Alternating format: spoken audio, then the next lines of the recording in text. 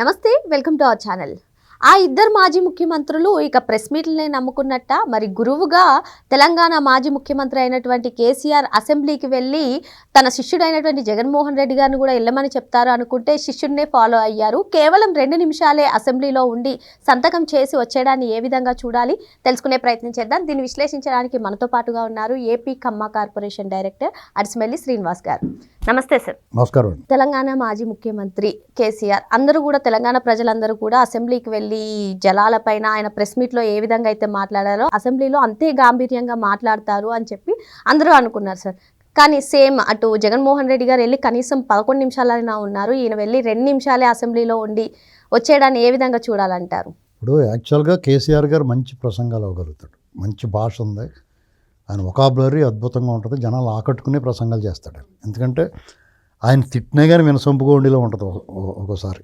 అంటే జనాలందరూ కూడా చానాళ్ళ నుంచి ఆయనకున్న పెద్ద అసెట్ అంటే భాష మీద పట్టు, సబ్జెక్టు, దాన్ని ఎలా చెప్పాలి, ఏ సమూహానికి ఎలా చెప్పాలనేటువంటి పూర్తి అవగాహన ఉన్న వ్యక్తి నాయకుడు కేసీఆర్ గారు. దాంతోపాటు ఆయన సహజంగానే అధికార దర్పం అవన్నీ ఉంటాయి, ఎవరికన్నా సహజంగానే ఉంటాయి కదా, రాజకీయ నాయకులు ఎవరికన్నా ఓ పొజిషన్లో ఉన్న వాళ్ళకి కొంచెం సహజంగానే ఉంటాయి. అయితే ఆయన ఎలా తిట్టి జనాలకు కోపం రప్పిస్తాడో అదేవిధంగా పొగుడు కూడా లాగట్టుకుంటాడు, దగ్గర చేసుకుంటాడు. వాక్చాతుర్యం ఉంది, సమయస్ఫూర్తి ఉంది. అయితే ఆయన చేసిన మిస్టేక్ ఏంటంటే, ఆయనకున్న లోపం ఏంటంటే ఓటమిని అంగీకరించలేడని, జీర్ణించుకోలేడు. ఇప్పుడే కాదండి, 2009కి ముందు బై ఎలక్షన్ జరిగినాయి. 2004 తర్వాత రాజశేఖర రెడ్డి గారు ఏం చేశాడంటే చాలామందిని లాగేశాడు. టీఆర్ఎస్ నుంచి సంతోష్ రెడ్డి గారిని ఇలాంటి వాళ్ళందరూ లాగేసినప్పుడు బై ఎలక్షన్స్ వచ్చినాయి. వీళ్ళందరూ రాజీనామా చేశారు. బై ఎలక్షన్ వస్తే మళ్ళీ అందులో 2-3 టీడీపీకి, 2-3 కాంగ్రెస్కి ఇలా వచ్చినాయి. వాళ్ళ స్థానాలు తగ్గిపోయినాయి. ఆయన కోపం వచ్చింది కేసీఆర్ గారికి, ఎలా చేశారని చెప్పేసి, మోసపోయాం మనం అని చెప్పేసి అలిగాడు జనం మీద. 2009లో అయితే టీడీపీతో పొత్తు పెట్టుకున్నారు. టీడీపీతో పొత్తు పెట్టుకున్న తర్వాత తెలంగాణలో ఉన్న మించుగా చెరుకు 45 పోటీ చేశారు. మిగతా ఏమో ఈ సిపిఎం, సిపిఎల్ అందరికి ఇచ్చారు పొత్తులో భాగంగా. అందులో ఆయన మరీ ఘోరంగా టీడీపీ 45 పోటీ చేస్తే 39 నెగ్గారు. వాళ్ళు 20 కూడా గెలవలేదు, 12 ఎన్నో గెలిచినట్టున్నారు. దాంతో అలిగాడు ఆయన, కోపం వచ్చి బయట రావడం మానేశాడు. సహజంగానే అంటే ప్రజల మీద కొత్త కాదంటున్నారు. ఇప్పుడు ఓటమి వచ్చింది, ఓటమి నేను తేలిగ్గా తీసుకోవాలి. ఎందుకంటే అప్పుడు 2009లో ఓడిపోయిన తర్వాత 14లో మళ్ళీ గెలవలేదని ఏకంగా ముఖ్యమంత్రి అయిపోయాడు కదా. ఇది వీళ్ళందరూ కూడా రేవంత్ రెడ్డి గారైనా, కేసీఆర్ గారైనా, ఇంకా చాలామంది నాయకులు తెలుగుదేశం పార్టీ నుంచి వచ్చారు. చంద్రబాబు నాయుడు గారు సాహచర్యం ఉంది వాళ్ళందరికీ. వాళ్ళు ఆయనలో మీకు నచ్చనేమన్నా వదిలేసినా ఈ ఎగుడు దిగుళ్ళు, జయాపజయాలు ఎలా తీసుకుంటాడు అనేటువంటి చూడాలి. ఆయన 3 సార్లు నెగ్గాడు, 3 సార్లు ఓడిపోయాడు. ఆయన ముఖ్యమంత్రి అయిన తర్వాత 99 ఎలక్షన్ గెలిచాడు. 2004 ఓడిపోయారు. 2009 కూడా వరుసగా రెండోసారి కూడా ఓడిపోయారు ఆయన ఆధ్వర్యంలో పార్టీ. 14లో మళ్ళీ గెలిచారు, 19లో ఓడిపోయారు, 2024లో గెలిచారు. అంటే మీకు ఓటమి అధైర్యాన్ని ఇస్తుంది, ఆశాభంగాన్ని కలిగిస్తుంది, కొంచెం అవమానంగా అనిపిస్తుంది కొన్నాళ్ళు. తర్వాత మళ్ళీ కార్యక్షేత్రంలో దిగాలి, వాళ్ళ శ్రేణులన్నీ సన్నద్ధం చేసుకుని ప్రభుత్వంతో పోరాటాలు, ప్రజల తరపున మాట్లాడాలి. ఇది చేసినప్పుడు ఏమవుద్దంటే తిరిగి మళ్ళీ పుంజుకుంటారు. పార్టీ సంస్థాగతంగా బలంగా ఉన్నప్పుడు పుంజుకుంటుంది పార్టీ. అధికార పక్షం తప్పులు చేస్తే ప్రతిపక్షానికి మళ్ళీ ప్రజలు అవకాశం ఇస్తారు. కానీ తెలుగుదేశం పార్టీకి 2009లో మళ్ళీ ఓటమి ఎదురైంది. రకరకాల కారణాలు ఉన్నాయి దానికి. అయినా సరే వాళ్ళు కృంగిపోల. చాలా ఉద్యమం 2009 నుంచి 2014 మధ్య తెలుగుదేశం పార్టీ ఎదుర్కొన్న సవాళ్ళు, సంక్షోభాలు ఆ పార్టీ ఆవిర్భావం నుంచి ఇప్పటి వరకు ఎప్పుడు ఎదుర్కోవాలి. ఒక పక్కన తెలంగాణ ఉద్యమం, ఇంకో పక్కన రాజశేఖర రెడ్డి చనిపోతే జగన్మోహన్ రెడ్డి ఓదార్పు యాత్రలో రెండు వైపులో కూడా డిపాజిట్లు కోల్పోయిన ఉప ఎన్నికల్లో తెలుగుదేశం పార్టీ. అయినా ఎక్కడా కూడా ధైర్యం సడలకుండా ఆ శ్రేణులు, నాయకులు, చంద్రబాబు నాయుడు గారు అందరూ పనిచేశారు. 14లో ఏకంగా ఒక పక్క అధికారం వచ్చింది, ఇంకో పక్క గణనీయమైన ఓట్లు, సీట్లు సాధించారు తెలంగాణలో. అదే మనం ఓడిపోయాం అని అవమానపడి వాళ్ళు బయట రాకుండా ఇంట్లో కూర్చుంటే ఏమవుతుందండి, జనాలు మర్చిపోతారు. మరి ఇంత తెలివైన వాడైనా, మంచి వక్త, సామాజిక స్పృహ ఉన్నవాడు, జనాల నాడి తెలిసిన వాడైనా, పైగా ఆయన అసలు ఇలాగ అనుకోకలేదు. ఎందుకంటే ఆయన వల్ల సామాన్యుడు ఎవరో కష్టపడలేదు ఆయన పరిపాలన. మరి వాళ్ళు చెప్తున్నారు లేదో తెలియదు వాళ్ళ నాయకులు. కేసీఆర్ గారి వల్ల ఆయన పరిపాలనలో నువ్వు కానీ నేను కానీ, నేను 10 ఏళ్ళ నుంచి ఇక్కడ ఉంటున్నా, నాలాంటి సామాన్యులు ఎవరికి ఇబ్బంది కలగల. ఆయన ఎవరిని ఇబ్బంది పెట్టాల. ఏమన్నా ఉంటే రాజకీయంగా ప్రత్యర్థులు వాళ్ళు ఏమైనా ఇబ్బంది పడి ఉన్నారని తప్ప, విధానపరంగా ఏమైనా తేడా వచ్చిందని తప్ప, సాధారణ ప్రజల వరకు అందరూ సంతోషంగానే ఉన్నారు ఆయన పరిపాలన. ఇది మాత్రం వాస్తవం. మరి ఎందుకు ఓడిపోయాడంటే దానికి అనేక కారణాలు ఉంటాయి. తెలంగాణది ఇచ్చిన కేసీఆర్ గారికి 2 సార్లు ఇచ్చారు, తెలంగాణ ఇచ్చిన కాంగ్రెస్కి ఇవ్వాలనుకుంటున్నారు ప్రజలు అనేటువంటిది గమనించాలి వాళ్ళు. అది గమనించి దానికి తగ్గట్టుగా వ్యవహరించాలి, వ్యూహాన్ని మార్చుకోవాలి. అది మార్చుకోకుండా గుడ్డలు చెల్లెమంటే వ్యవహారం చేసి నీ సంగతి చూస్తాను అది ఇది అని పెట్టి చంద్రబాబు గారిని ఎన్నాళ్ళు తీసుకుంటాడైనా. ప్రతిసారి ఆంధ్ర సెంటిమెంట్ చంద్రబాబు గారు పూచిగా చూపిద్దామంటే అవదు, అందుకని పోటీ చేయడం మానేశారు. ఇప్పుడు ఎవరిని తడతావు నువ్వు? ఇప్పుడు మీకు అయినా కూడా ఇప్పుడు మొన్న ప్రెస్ మీట్ లో కూడా చంద్రబాబు నాయుడు గారు మళ్ళీ బయటకు వచ్చి మళ్ళీ చంద్రబాబు నాయుడు గారిని మాట్లాడుతున్నాడు. రేపు గ్రేటర్లో కూడా పోటీ చేస్తాం మానేస్తారు వాళ్ళు. ఈ శ్రేణులన్నీ ఎవరికి వేస్తాయి?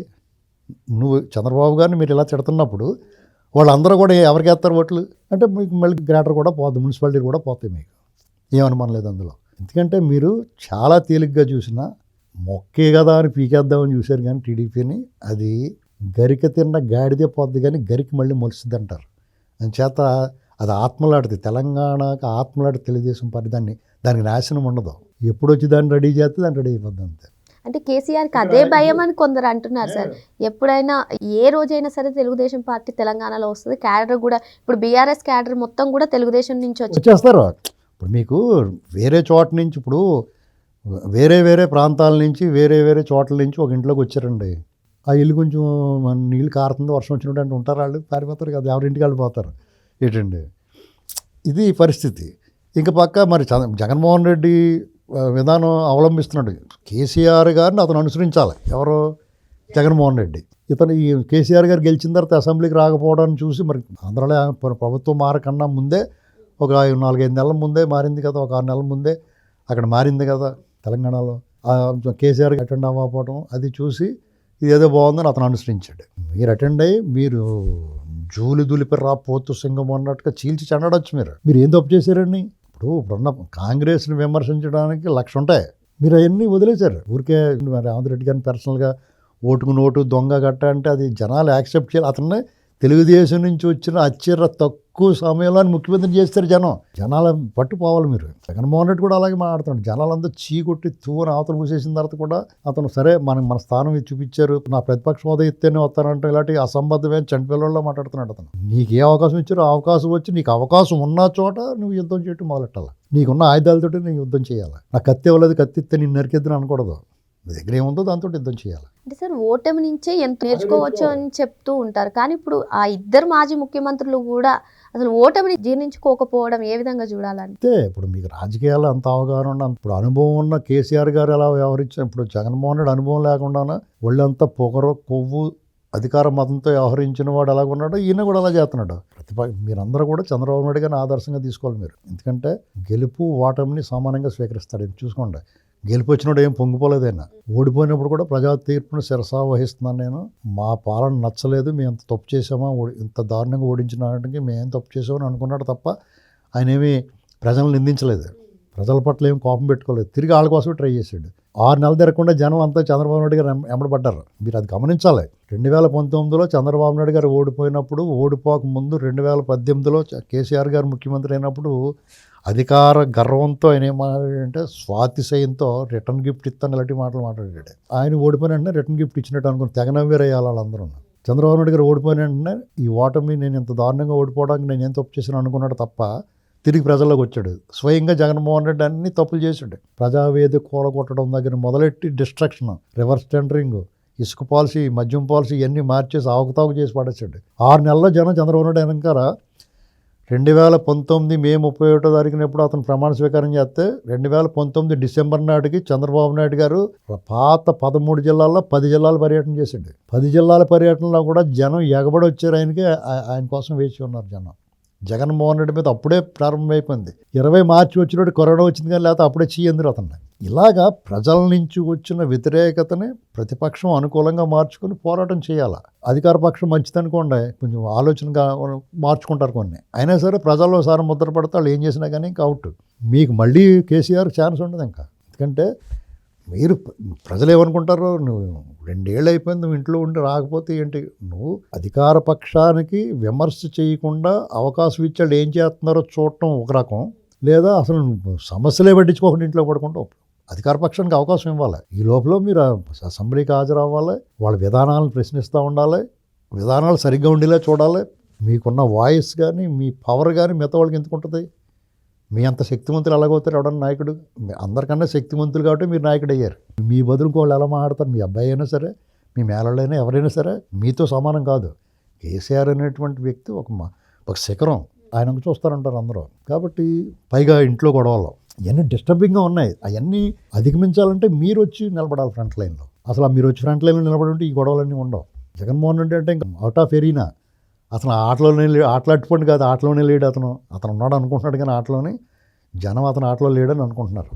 మీరున్నారు ఇంకా ఆటలో, కానీ గెలుపు అనేటువంటి సాధ్యం కాకపోవచ్చు, కానీ మీకు మళ్ళీ అధికారం అనేటువంటిది అసాధ్యం అని నాకు అనిపిస్తుంది. కాంగ్రెస్ ప్రభుత్వం ఏదో బాగా చేసేస్తుంది, రేవంత్ రెడ్డి గారు అద్భుతం అని చెప్పట్లా నేను. మీరు ఎలాంటి పొరపాట్లు చేస్తే వాళ్ళకే మళ్ళీ ఛాన్స్ ఇస్తారు జనం, ఇది గుర్తుపెట్టుకోవాలి. సార్ ఇప్పుడు ఎలాగో బయటకు వచ్చారు, బయటకు వచ్చినటువంటి కేసీఆర్ గారు అసెంబ్లీకి వచ్చి ఈ విధంగా కంటిన్యూ చేస్తే ఏదైనా ఛాన్స్ ఉండేదంటారా? అసెంబ్లీకి వచ్చినంత మాత్రం అయిపోదు, కానీ మీరు కనపడాలి కదా జనాలకి. అది ఫుల్ టైం పాలిటిక్స్లో పాలిటిక్స్లో లేనప్పుడు ఇప్పుడు కేసీఆర్ గారు ఆధ్వర్యంలో నడిచిన పార్టీకి మద్దతు ఇవ్వటం ఒక రకం, కేసీఆర్ లేకుండా మిగతా వాళ్ళు నడిపించడం ఆయన వెనకాల నుండి చూసుకుంటున్నాడులే అంటే కూడా అవదండి. ఒక్కొక్క వ్యాపారమైనా వ్యవహారమైనా రాజకీయమైనా ఒక వ్యక్తి సెంట్రిక్గా ఉంటుంది ప్రాంతీయ పార్టీల్లో.